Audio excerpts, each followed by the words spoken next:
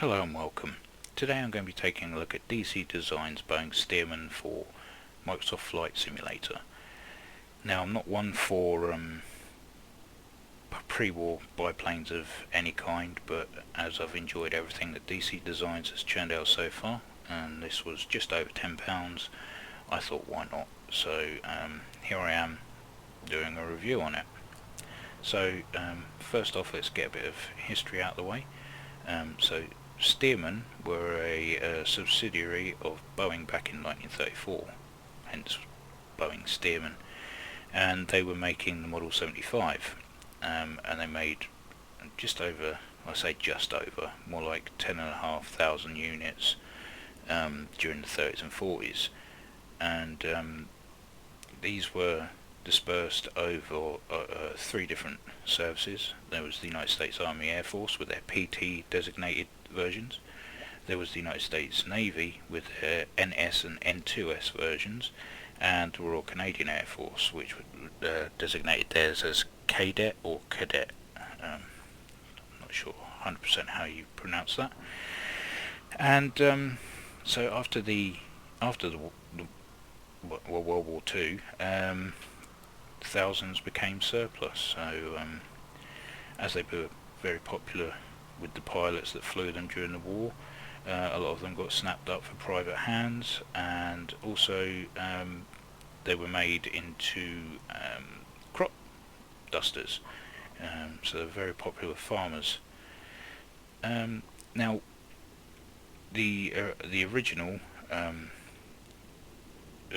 variant of the Model 75, the PT-17, was powered by a Lycoming R680 engine, but this variant, which is the PT-17 as far as I'm aware, at least that's what it says on the Just Flight store page, was powered by the Continental R675 engine. And the United States Navy went their own way and powered theirs with the Wright J5 Whirlwind, and there've been different guises with different engines over many variants throughout the years, so many that you just can't name them all.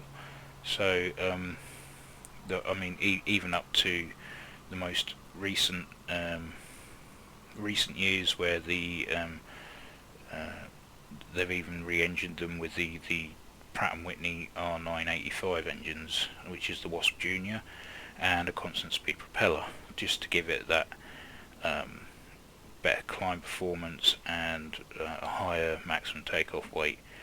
So even post-war, they were still chopping and changing different bits about the aircraft, making them better, trying to squeeze as much performance out of them as they possibly could. And my personal experience with the Model 75, I'll call it for now, is the Cadet version, which one day I went along with a friend of mine who had a Chipmunk cockpit that he was restoring, and we popped along to the old RAF West Raynham, and tucked inside one of the old hangars there was this guy's own Cadet, and we had a look around it, started discussing about engine issues and spluttering and such, and come to the conclusion that there's possibly air in the fuel line. So he was going to look at that next. So that was quite a nice, interesting ride out, along with some really interesting information during the World War II about the airfield itself, having one of the hangars shot up by a BF-110 during an airfield strike, and seeing the bullet holes still in the framework in the on the hangar was quite a bit of an eye-opener. Anyway, I digress. So yes, the Boeing Stearman, I've only ever really known it as wing walking aircraft, or aerobatics, without the wing walkers. Other than that, nothing else really. I've never even come close to one, apart from the cadet version, but that was many years after I'd seen them at air shows. So let's take a look outside. And as you can see, I'm in a Royal Canadian Air Force variant, nicely modelled, nicely textured. Got an instructor or pilot in the back there. As you can see, he's wearing sunglasses, cap. Why you'd wear a cap in an open topped aircraft is beyond me, but there you go. And he's in ordinary clothes. But if we jump into the cockpit and look down at the transponder, which is located just here, click this button, go back outside. Now you can see that he's wearing his pre-war garb, his leather flying cap, his goggles, old style flying suit, and life jacket. And we can add a pupil to the front seat. We go up to weights, go to co-pilot, and put in 200 pounds, press enter. Now we have a co-pilot apparently in front of us. If we jump in the cockpit, he disappears. That's the only problem, but one that I can live with. If we take that 200 out, press enter again, and he's gone. I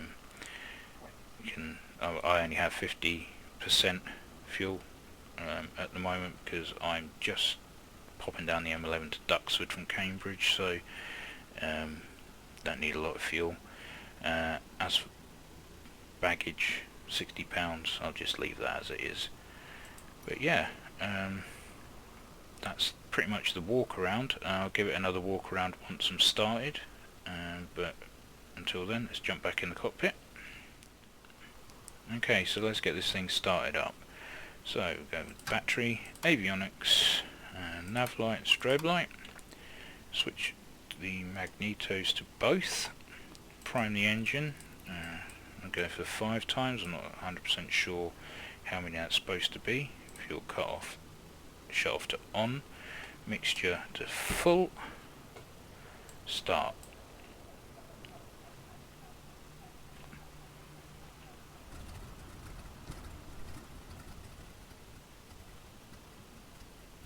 And as you can see, we are now breathing fire.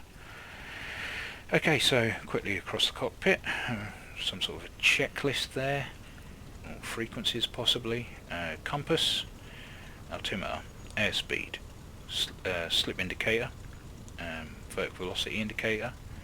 You'll be using this instead of an artificial horizon.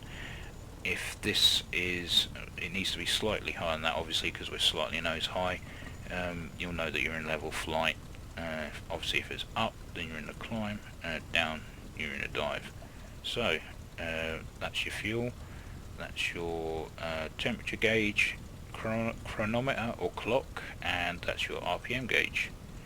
Now obviously mixture, throttle, elevator trim, your lock for your controls, your nav and comms, transponder, parking brake, that's about it really.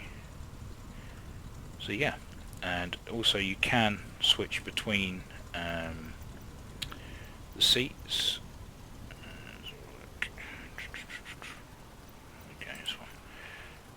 Don't use flight sim as much as I used to. I should really. Go to co-pilot, and now we are now in the front cockpit. But this is never used in a solo flight, so we'll remain in the back. Now, let's make sure all our controls are working. In the back there, rudder. Okay, so I'm going to take the parking brake off, trim back slightly, so that we don't have to aggressively pull back on the stick. Let's make our way to the runway.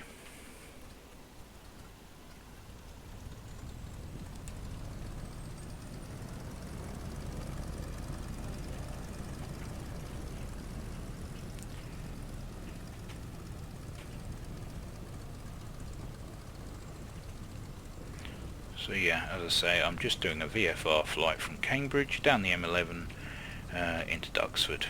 On the way I'll show you the handling of the aircraft and all the other bits and pieces that need to do on the way. Hopefully we can make a nice landing down at Duxford.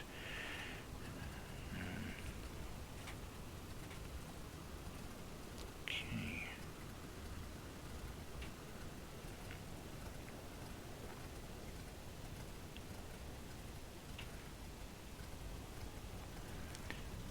What's that, ATC? Oh right, okay, I'm cleared for takeoff. Okay, brilliant. Okay, let's just roll out and line up.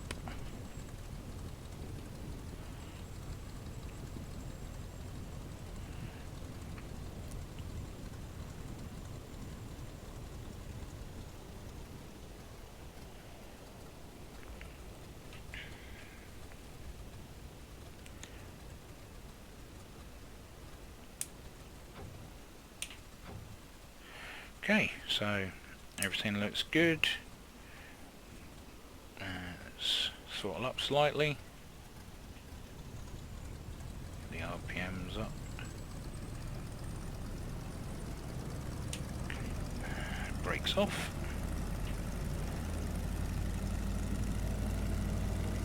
Gently accelerate as we go.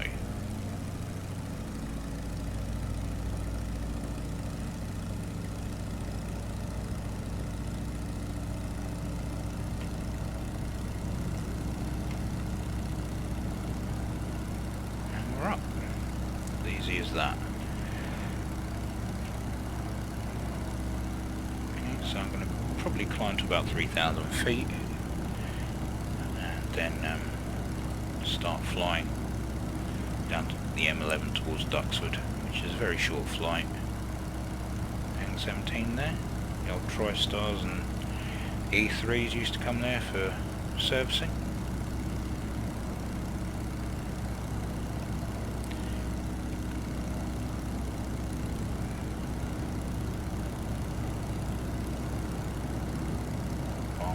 Down there. Make our way towards Addenbrooke's Hospital, and then which is just off to my 11 o'clock there, and then we will search for the M11, which isn't too far away. Cambridge train station there to my 2 o'clock.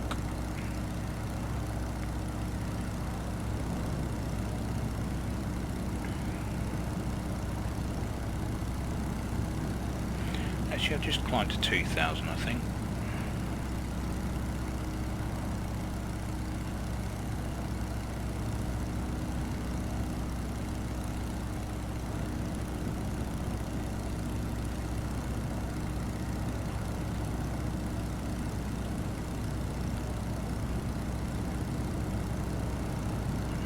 Okay, and there's the main road into the centre of Cambridge city centre. Down here to my left we have Addenbrooke's Hospital, the main site.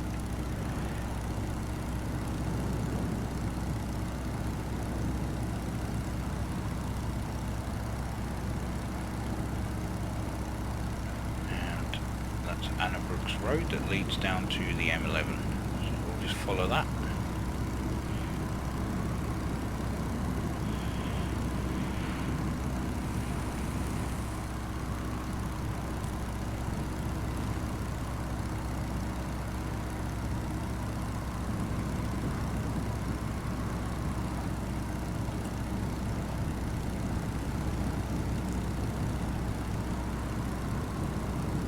Coming up to Eddington new build, which is just down there to my 1 o'clock.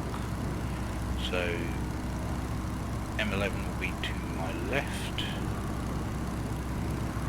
and there it is, just coming into view. Might even get a glimpse of Duxford. Yeah, I can see the airfield from here. Just off to my, basically off to my nose now, just off my nose now. So, before we get there, we're at 2,000 feet, nicely done. and now we're in pretty much level flight. Look at the vertical speed indicator there. There we go, pretty much level flight as is there. So let's do a loop quickly. Throttle up, nose down, and up.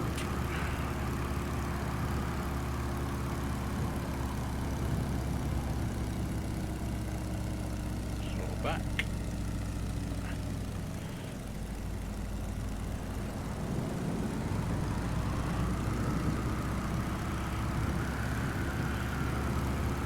Go for a roll.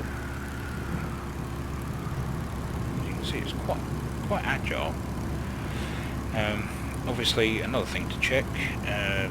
Obviously, pre-war aircraft didn't have fuel pumps, so let's see how the gravity feed is affected if I go upside down.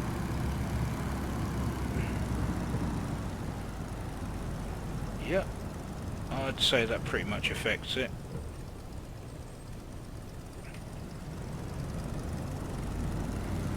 Go, so even the gravity feed is included in this. Very nicely done as well.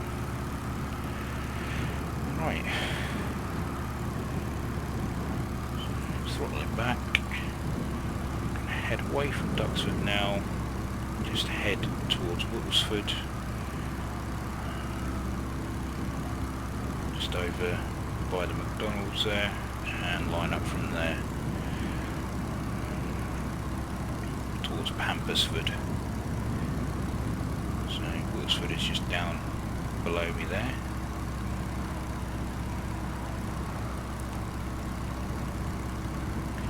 I can see the roundabout with the McDonald's. Don't know if that's a bad thing or not.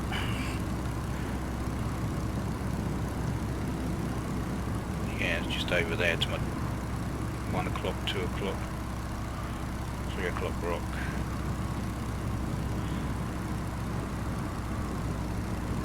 Okay, Sawston over there.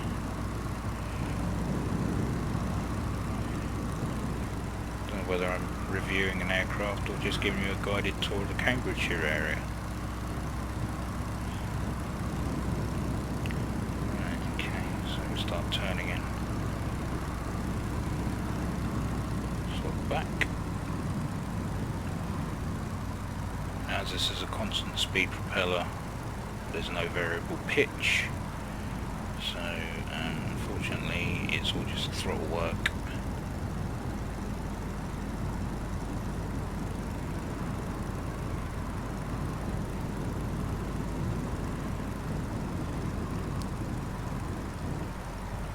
Okay, so there we go, that's the roundabout with the McDonald's. You just see on the corner there. Check that one off your list. You know who you are. And obviously the runway at Duxford.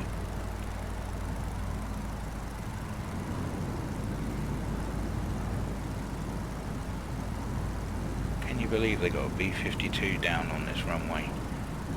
And that was after it was shortened. Because obviously once the M11 was built, they took part of the runway away at the end there, which is a shame really, because a lot of fast jets can't take off and land there anymore. They have to use Cambridge, so if you're in an air show you can't really see them while they're on the ground. It's a bit annoying. Yeah, B-52 on this short bit of runway. Quite a nice photo of it online if you can find it. Let's stop the traffic obviously, just in case. There's the M11.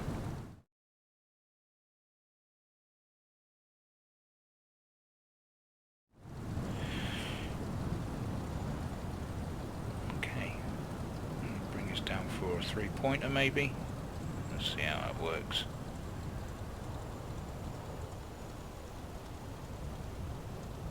Yep, there we go.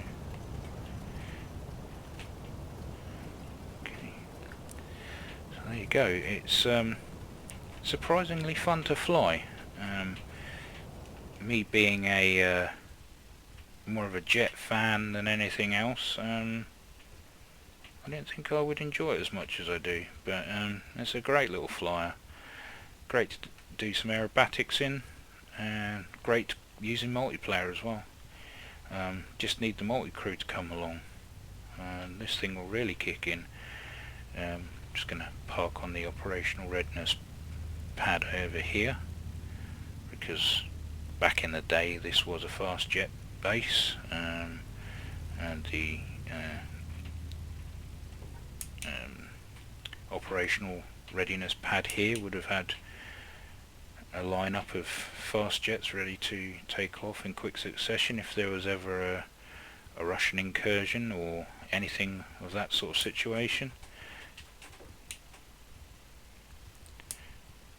Anyway, that's parked up. It's shut down. It should be quite easy. Fuel shut off. Mixture down. Magnetos off. Control lock is already on. Strobes. Nav lights off. Avionics off. And there we go. So there you go. I hope the video was worth your time. It's definitely fun to film. And yeah, if you've got a spare tenner laying around, give it a go. I certainly don't regret it. Some nice liveries out there now for it as well. So yeah, that is the DC Designs Boeing Stearman PT-17, as I believe. So yeah, hopefully this has been of some help to somebody, because obviously there's quite a few of these reviews already out there. I just thought I'd add to the pile. And yeah, take care, and I will catch you in the next one. Bye for now.